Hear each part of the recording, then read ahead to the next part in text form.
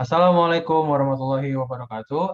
Halo teman-teman semua, perkenalkan nama saya Malvin Nazir Ahmad dari Pendidikan Matematika Universitas Sultan Ageng Tirtayasa kelas 5C dengan NIM 22251900093. Nah, pada video pertemuan kali ini saya akan mencoba untuk menjelaskan terkait a proof of the central limit atau bahasa Indonesianya adalah teorema pembuktian uh, pembuktian teorema limit pusat.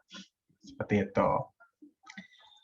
Nah, di sini ada teorema 7.5 yang berbunyi misalkan Y dan Y1, Y2, Y3, dan seterusnya menjadi variabel acak dengan fungsi pembangkit momen MT dan M1T, M2T, M3T, dan seterusnya berturut-turut. Nah, jika lim MNT dengan N mendekati tak hingga sama dengan MT, untuk semua T bilangan real, maka fungsi distribusi YN konvergen ke fungsi distribusi Y, di mana N mendekati tak hingga. Nah, kita masuk ke pembuktiannya, yaitu kita berdasarkan teorema 7.4, kita peroleh di sini UN sama dengan akar N dikali Y bar dikurangi mu per sigma. Nah, dan berdasarkan teorema 7.1 yang mana Y bar sama dengan 1 per N sigma YI, di mana I sama dengan 1 sampai N. Nah, nilai Y bar ini yang ada pada teorema 7.1 ini kita substitusikan ke dalam Y bar yang ada di UN. Sehingga kita lihat di sini UN-nya menjadi UN sama dengan RN dikali 1 per N sigma YI, di mana I sama dengan 1 sampai N, dikurangi mu per sigma. Nah, kita kalikan nih akar N-nya ke sini dan sini. Nah, seperti yang kita ketahui, nilai dari akar N itu adalah N pangkat 1 per 2. Nah, kita lihat di sini ada 1 per N. Nah, 1 per N itu nilainya berapa sih? 1 per N itu sama aja nilainya dengan N pangkat negatif 1. Nah, dalam eksponen, perkalian itu pangkatnya kan ini sama dengan penjumlahan gitu ya. Sehingga N pangkat setengah ditambah negatif 1 sama dengan N negatif setengah. Atau dapat ditulis juga sebagai 1 per akar N. Nah, kita balik lagi ke sini. Setelah dikali hasilnya seperti ini. Menjadi sigma YI, di mana I sama dengan 1 sampai N per akar N. Ini akar N itu maksudnya sudah 1 per akar N gitu ya. Dikurangi akar N dikali mu per sigma. Kita keluarkan sama dengan 1 per akar N dikali sigma YI, di mana I sama dengan 1 sampai N dikali mu per sigma. Sama dengan 1 per akar N sigma ZI, di mana I sama dengan 1 sampai N. Nah, di sini kasih keterangan bahwa ZI itu ini.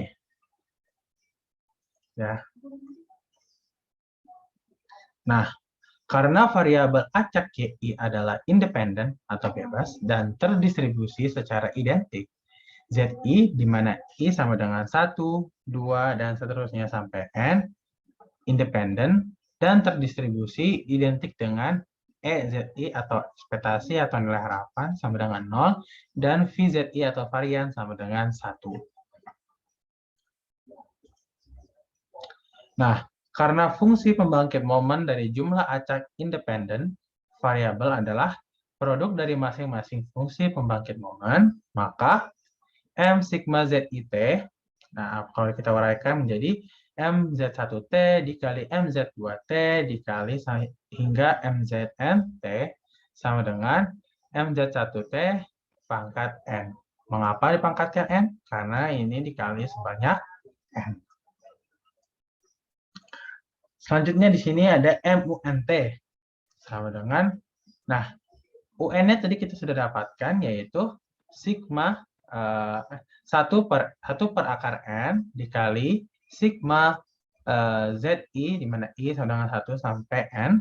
Nah, kita masukkan menjadi M sigma ZI dikali 1 per akar N. Nah, kenapa jadi T? Karena terhadap T. Jadi T per akar N. Sama dengan MZ1 dikali T per akar N dipangkatkan N.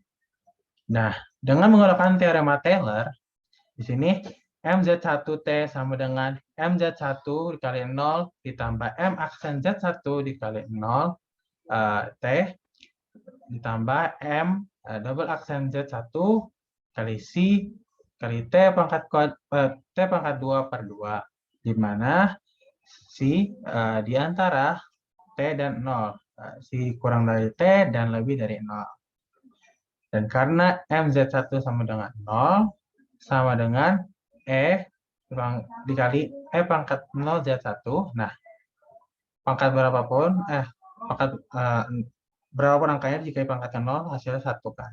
Maka E1 yaitu 1. Dan M aksen Z1 sama dengan 0. E Z1 sama dengan 0. Sehingga dituliskan menjadi MZ1T sama dengan 1 ditambah M double aksen Z1 C per 2 kali T kuadrat. Mengapa demikian? Karena bagian sini kan sudah habis ya, dikali 0 seperti itu. Di mana C di antara T dan 0. C kurang dari T dan C lebih dari 0.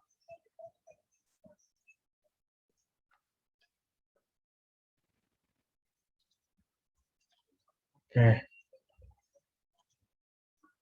Oleh karena itu, MUNT sama dengan, nah, nilai ini kita dapatkan dari yang sebelumnya, yaitu ini. Kita substitusikan.